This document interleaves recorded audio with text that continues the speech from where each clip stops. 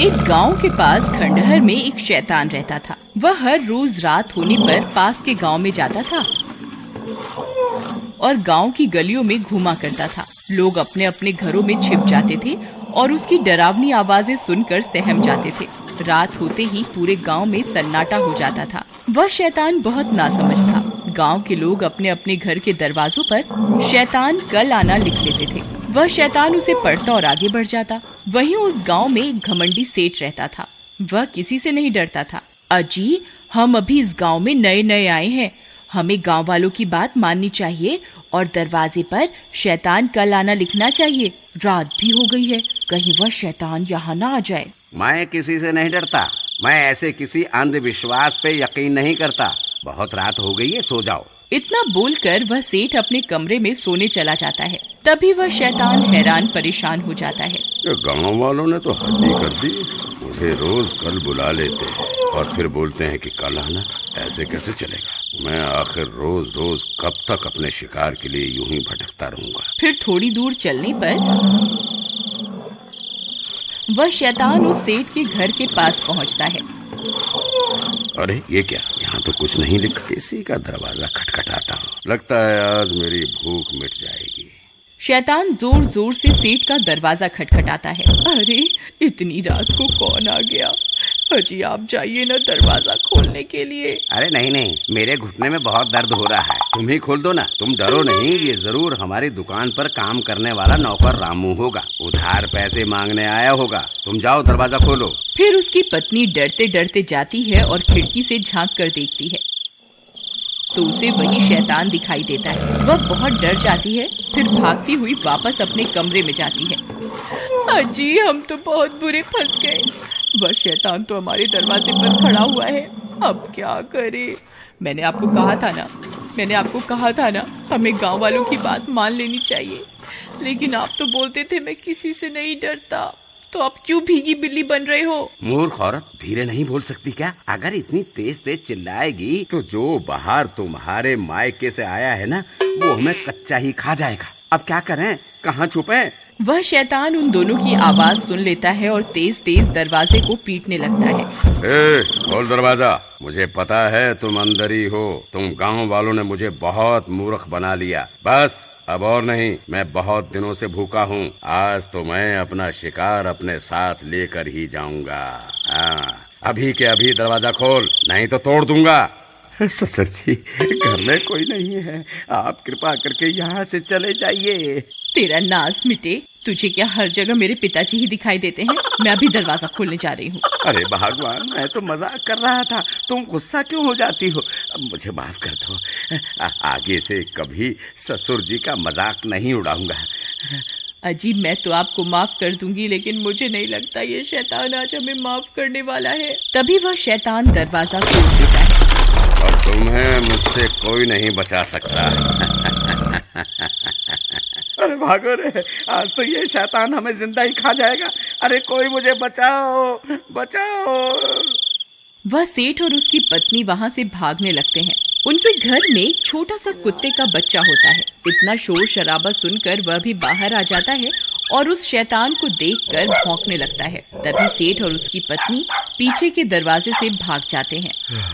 अरे बच गए रे, आज तो बाल बाल बच गए। मोती, मैंने उसकी आवाज सुनी थी। वो शायद उसी शैतान के ऊपर भौंक रहा था। वो अभी भी घर के अंदर ही है। मैं वापस अंदर जा रही हूँ अपने मोती को बचाने के लिए।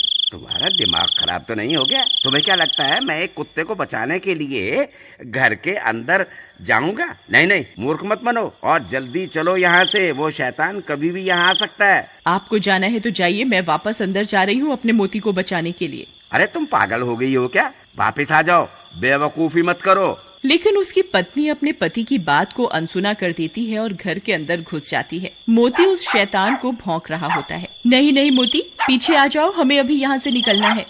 हे भगवान, अब मैं क्या करूँ? तभी मोती उस शैतान पर हमला करने के लिए आगे बढ़ जाता है। नहीं मोती, ऐसा मत करो, वापस आ जाओ मोती। फिर उसे बचाने के लिए उसकी पत्नी भी शैतान की तरफ दौड़ पड़ती है और अपने कुत्ते को बचाने के चक्कर में उस शैतान के चंगुल में फंस जाती है।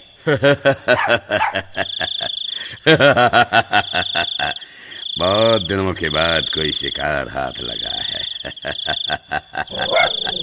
मोती, तुम भागो यहाँ से, भाग जाओ, मेरी फिक्र मत करो, अपनी जान बचाओ। फिर वह शैतान उसे उठाकर अपने साथ लेकर चल पड़ता है। अरे कोई है, कोई मेरी मदद करो, कोई मुझे सुन सकता है, कोई तो मुझे बचाओ। सब गांव वाले अपनी अपनी खिड़कियों से इस मंजर को देखते रहते हैं, लेकिन मदद के लिए कोई भी आगे नहीं आता। सब डर के मारे अपने अपने घर के अंदर छिपे रहते हैं। लेकिन उसका कुत्ता मोती रात भर उस शैतान का पीछा करता रहता है। फिर थोड़ी देर में वह शैतान अपनी गुफा में पहुंच जाता है और सुषमा को कैद कर देता है। चिल्ला मत, बस थोड़ा सा इंतजार और कर ले। मैं आग जला लूं, फिर तुझे उस आग में पका कर खाऊंगा। तभी उसका कुत्ता मोती भी उस शैतान का पीछा करते करते वहां पहुंच जाता है। अरे मोती, तुम यहाँ क्यों आ गए? तुम यहाँ से चले जाओ, नहीं तो ये तुम्हें भी खा जाएगा। लेकिन मोती वहीं बैठ जाता है और उसके लाख बोलने के बाद भी वहां से नहीं जाता। मोती, काश इंसान भी तेरी तरह वफादार होता तो कोई ना कोई मुझे यहाँ बचाने के लिए जरूर आ जाता। अरे कोई मेरी मदद करो, हाय मेरी पत्नी को वो शैतान उठा कर ले गया, कोई मेरी मदद करो। तुम्हारी कोई क्या मदद करेगा भाई, जब तुमने खुद अपनी पत्नी की मदद नहीं करी। काश तुमने अपनी पत्नी को बचाने की कोशिश की होती तो तुम्हारी हिम्मत देखकर हम भी तुम्हारी मदद करने आते। भाई मुझसे बहुत बड़ी गलती हो गई, कृपा करके मेरी मदद करो। लेकिन अब हम क्या कर सकते हैं, ना जाने वो शैतान तुम्हारी पत्नी को कहाँ लेकर गया होगा। भाई वो इसी जंगल की तरफ गया है, चलो हम सब उसका पीछा करते हैं। तुम पागल हो गए हो क्या भाई? तुम्हें पता भी है ये जंगल कितना बड़ा है, हैं? हम कहीं भी इतने बड़े जंगल में तुम्हारी पत्नी को नहीं ढूंढ पाएंगे और हो सकता है हम खुद भी भटक जाएं।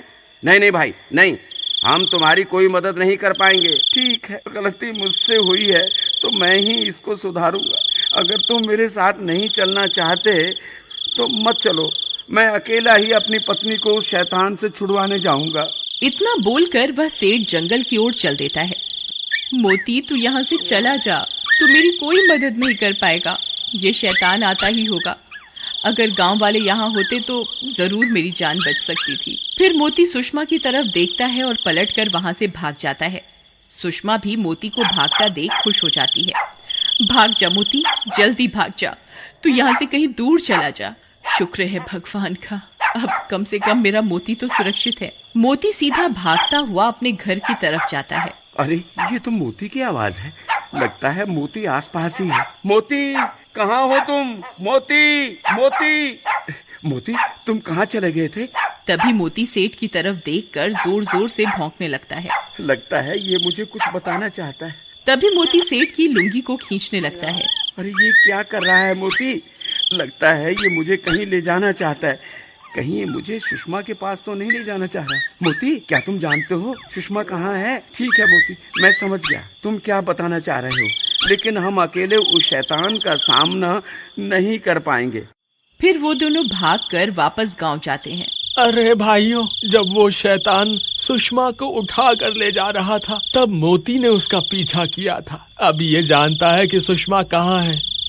कृपा करके मेरे साथ चलो, हम सब मिलकर सुषमा को बचा सकते हैं। देखो भाई, हम तुम्हारे ऊपर तो विश्वास नहीं कर सकते, लेकिन हमें इस बेजुबान की वफादारी पर पूरा भरोसा है। हम जरूर चलेंगे, चलो अभी चलते हैं। वहीं दूसरी तरफ वह शैतान खंजर लेकर सुषमा की ओर बढ़ रहा होता है। हे ऊपर वाले, अब बस तेरा ही आसरा है, हो सके तो किसी को मेरी मदद के लिए भेज दो। तभी उसे मोती के भौंकने की आवाजें आने लगती हैं। वह शैतान भी हैरान परेशान हो जाता है। अरे मर गए रे, ये इतने सारे लोग कहाँ से आ गए? इनके हाथों में तो मशाल भी है। लगता है मुझे यहाँ से भागना ही होगा। हे ऊपर वाले, तेरा लाख लाख शुक्र है, तूने मेरी सुन ली। तभी सब गांव वाले हाथों में मशाल लेकर वहां पहुंच जाते हैं। वह शैतान इतने सारे लोगों को हाथ में मशाल लिए हुए देखकर डर जाता है। फिर वह शैतान वहां से भाग जाता है और सुषमा भी आजाद हो जाती है। मोती, तुम वापस आ गए मेरी जान बचाने के लिए। अगर तुम्हें कुछ हो जाता तो? सुषमा, मुझे माफ कर दो, मैं तुम्हारी मदद नहीं कर पाया, एक बार फिर इस बेजुबान ने साबित कर दिया कि ये इंसान से भी ज्यादा वफादार है।